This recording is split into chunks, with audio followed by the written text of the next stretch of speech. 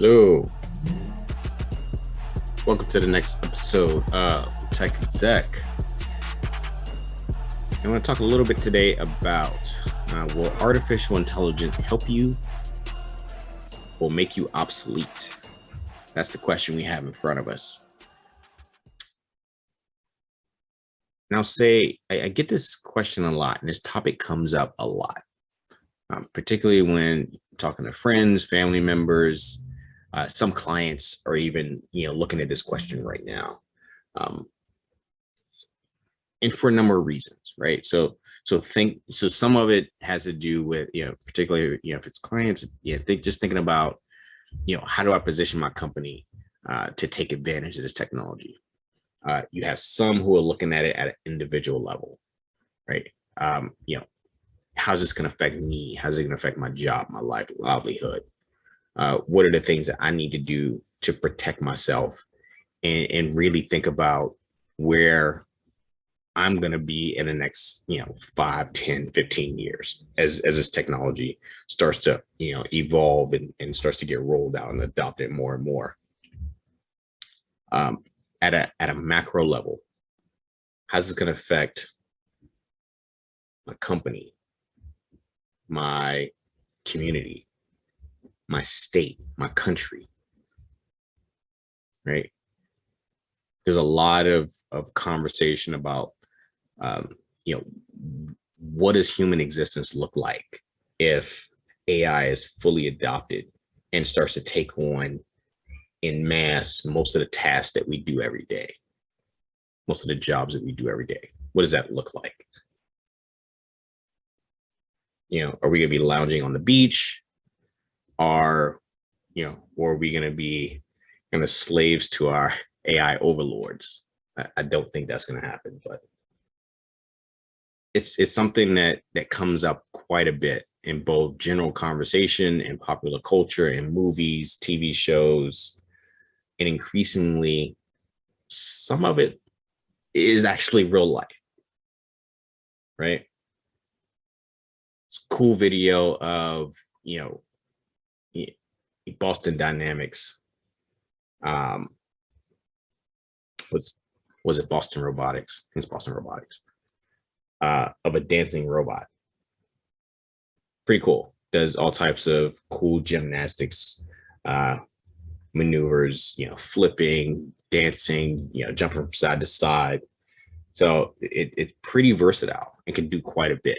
And there's a lot of different applications of that technology, both civilian, military, that I can think of. And I'm pretty sure some really smart people have thought of. Even though we don't think about these as robots, software AI is really just a virtual robot. It's learning to do different types of tasks and get better at it and evolve over time.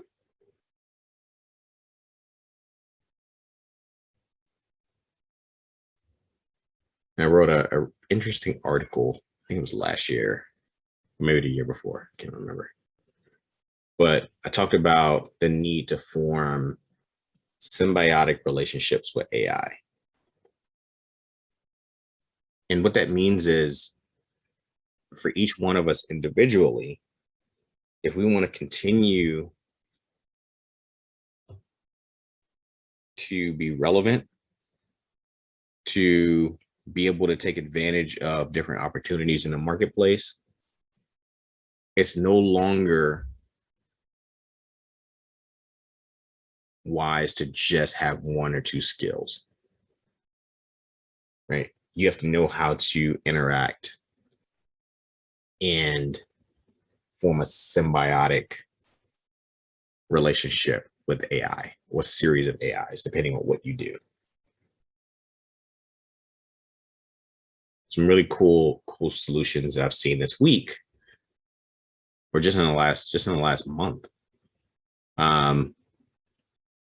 If you're a software developer, right, using tools like GitHub Copilot, built on OpenAI Codex, all of a sudden you have the best peer programmer always available at your fingertips, completing your code for you, giving you suggestions on the types of functions and methods you should write, the best and most efficient way to write an application.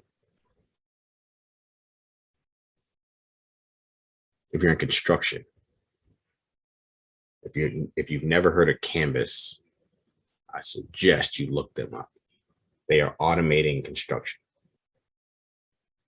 And if you're in that industry, instead of panicking, if you're an owner, look them up and look up other technologies like it. You might have part of your crew a robot that can paint an entire room in a matter of minutes, or a robot that can drywall an entire room within 5 or 10 minutes. Now, I spent 5 years in construction a long time ago, and I don't know if robots can compete with the best spackle man that I've ever worked with, but that's where the technology is headed.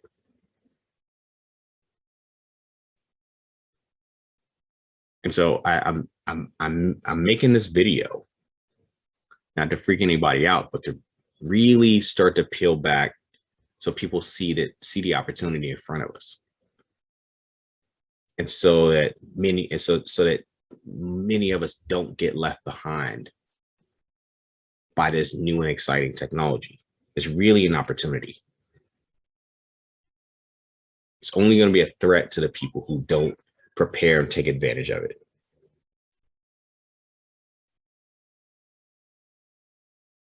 That's how you want to look at this. You always want to look at new technologies and new developments as opportunities.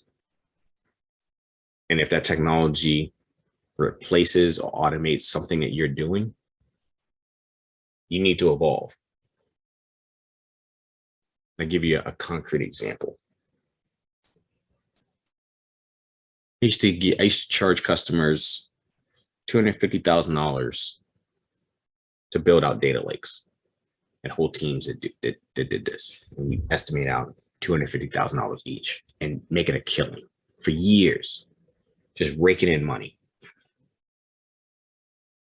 And then one day, AWS said, "Hey, come take a look at this really cool service we're thinking about rolling out called Lake Formation. And with the click of a button, anybody can create a data lake. It might not be customized to the exact industry or the exact use case that you have, but it'll get you about 75 or 80% there." And all of a sudden, this cash cow that we had was about to be automated away, a majority of it. And so what do? Do you freak out and you say, "Holy crap, like this significant part of my business is about to go away"? No. You evolve, you adapt, you innovate, you get better.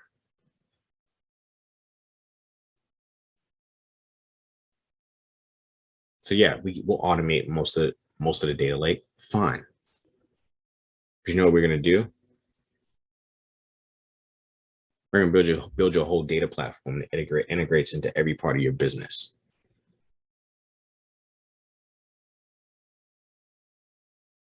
So you get real-time intelligence.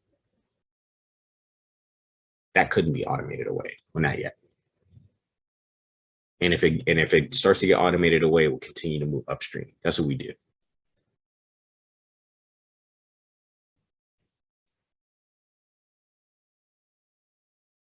And I may have mentioned this on a previous video. I don't know.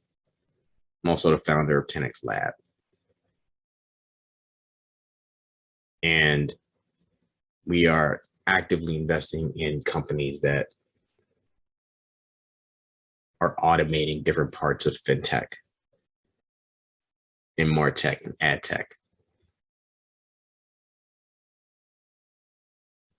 Looking at how you can be more efficient if you're a CMO, and really showing ROI and some of the campaigns and activities that you do.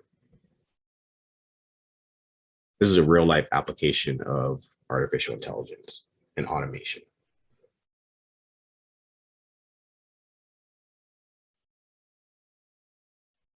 So if you're out there, if you have a business, these are some of the things you want to think about.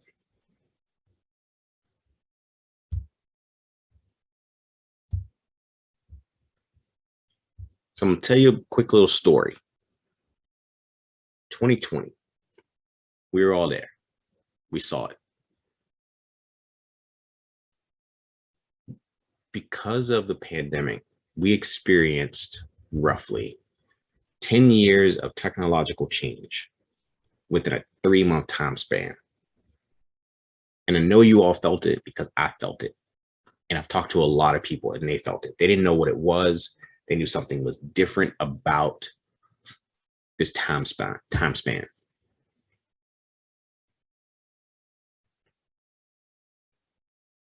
It was a change in behavior. It was brought about by this confluence of the pandemic, the need for everybody to be socially distanced and remote, and technology.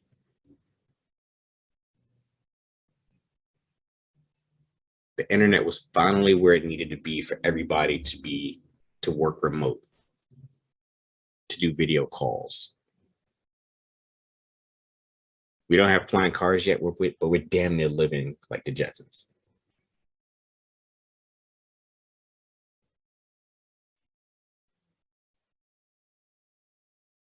But it goes back to behaviors. That's the change. It wasn't just the activities or the things that we did. It was a change in global behavior. That's that technological change that we felt in 3 months. All of a sudden, most of the world got comfortable with food delivery and grocery delivery. And we were forced to do e-learning for schools. Businesses, majority of their workers on Zoom calls and Teams calls. And because of the nature of everybody being remote, we needed to move faster and be more effective. We needed to make better, faster decisions. And this is where AI and data came into play in a big way.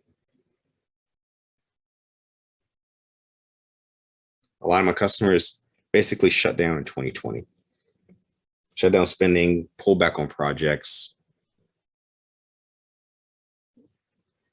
And all of a sudden in 2021, like I would say November-ish of 2020, all the way through now, the spigot opened up and everybody wanted to invest in technology again. They wanted to automate. They wanted to integrate data and AI. They wanted to build their own data and business intelligence capabilities. They wanted to move legacy data centers out to the cloud. Everybody wanted to invest in technology. And at the core of it was always, what else can we automate? How can we give our people better information? How can we help them make better decisions?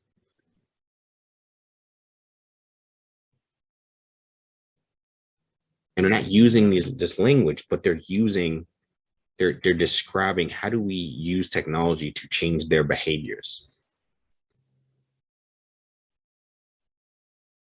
That's what's different about AI.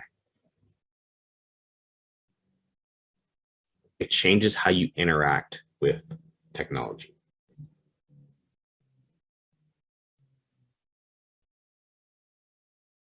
If you have an Alexa at home, or Google Home, or Siri, it doesn't matter, right? Actually, it does matter. I'll get to that later. But if you have an Alexa, and you have kids in the house, your kids are basically growing up where it is completely natural to talk to a computer in everyday language. They don't have to change how they talk to it. They don't have to, use, code words or anything. They just use regular everyday language to ask for what they want. My kids are 5 and 3, and they know they can just walk up to Alexa and ask it to play any song that they want. They have no idea,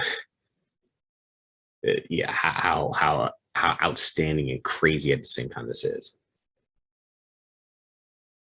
But they're growing up with this behavior as normal. For those of us who are adults, this was not normal.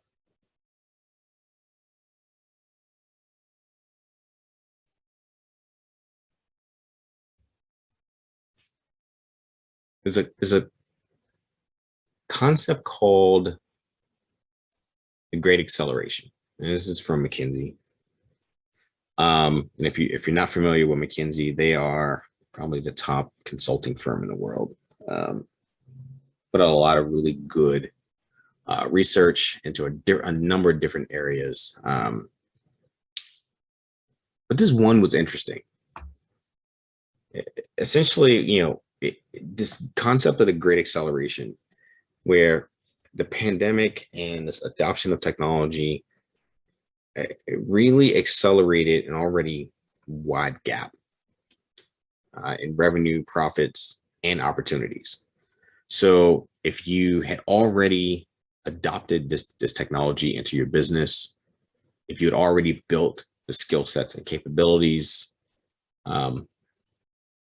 natively, you had all your infrastructure and your operations running on the cloud, you had adopted, streamlined and automated operations, you had a CRM that was integrated with your sales applications, and you knew everything, you had all the intel and research on your customers, and you knew how to execute on opportunities fairly quickly, right? If you're a product company, like, you knew exactly what your customers wanted in real time, and you could adapt to their needs or any change in needs that they had.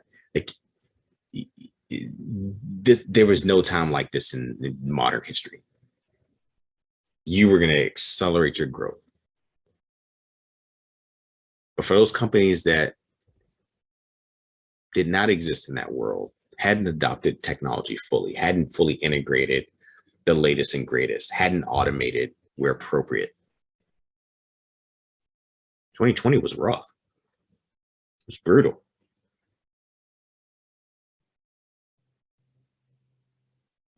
And this chart basically shows that. It's tough.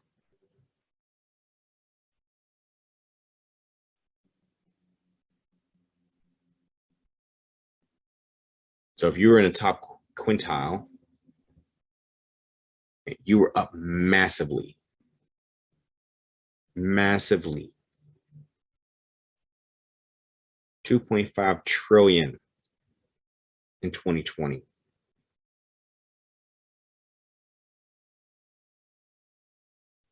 If you were in the bottom quintile, you were way down. And I don't have to tell you what that means.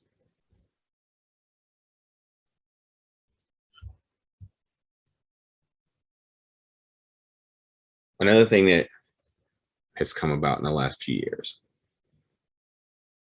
like, some industries are getting better, the worst are getting worse, but, and as you'll see in a second, that's where the opportunity may be to innovate and to find value. So the top 6 here, let's see, semiconductors, some pharmaceuticals, personal products, software, technology, hardware, media. These are industries that are technology heavy, R&D heavy. And so it is in their best economic interest to continue to innovate and evolve. If they stop innovating, they'll die.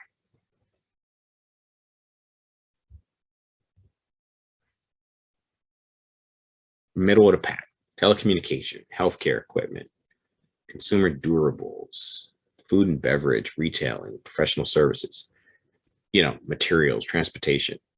Now, these are industries that have adopted technology moderately because they have to, not because it's core to who they are. This is where there's a lot of opportunity. I know this from experience, right? You know, you're gonna find people who want to adopt technology, want to innovate, want to evolve, want to understand how does AI help us be faster, more nimble.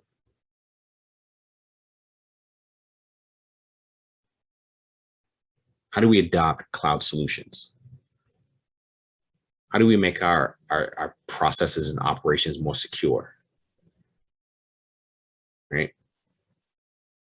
Industries in this middle of the pack, that's where you want, that's where you want to get to.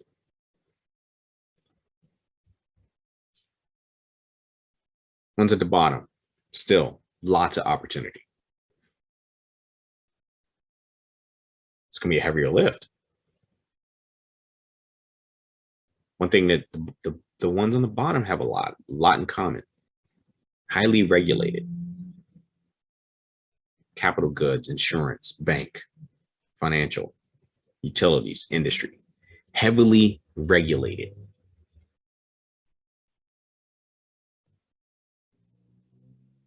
But if it's heavily regulated, structured, it's documented. When things are documented, you can automate. If you're going to automate it, you can train machine learning. You can train AI.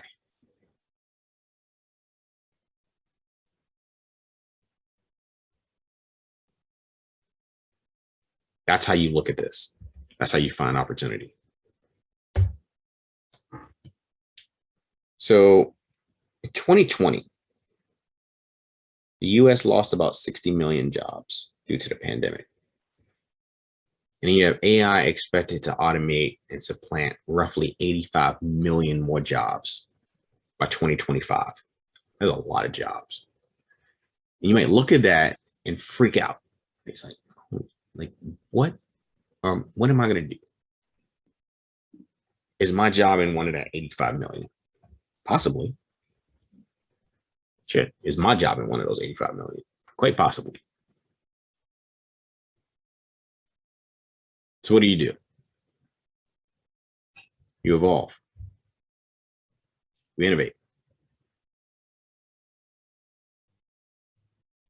What's unspoken in all the conversations about AI is that there's going to be another 97 million new jobs created that do not exist today.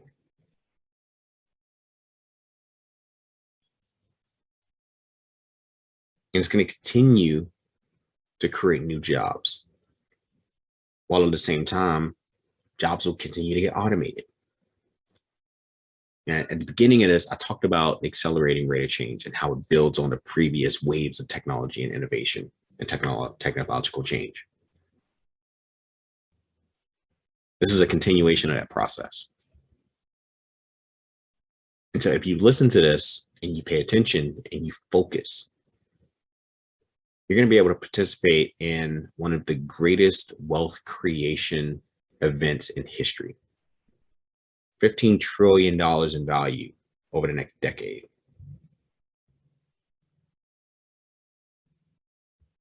So what should you do individually? Start learning and incorporating AI-driven tools into your skill set. So if you're a software developer, sign up and start working with GitHub Copilot or start playing around with OpenAI Codex. If you're in construction, start learning about Canvas and robotic construction.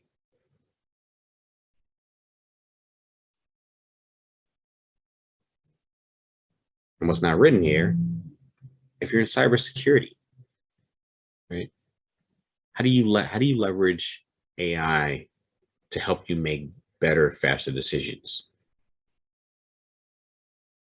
To do better intrusion detection.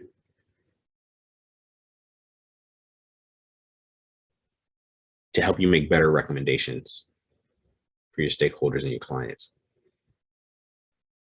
If you're a consultant,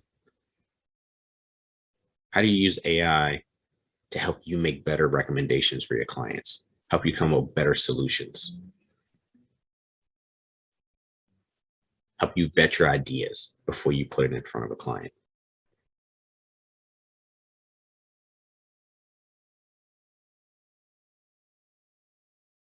These are things you have to do.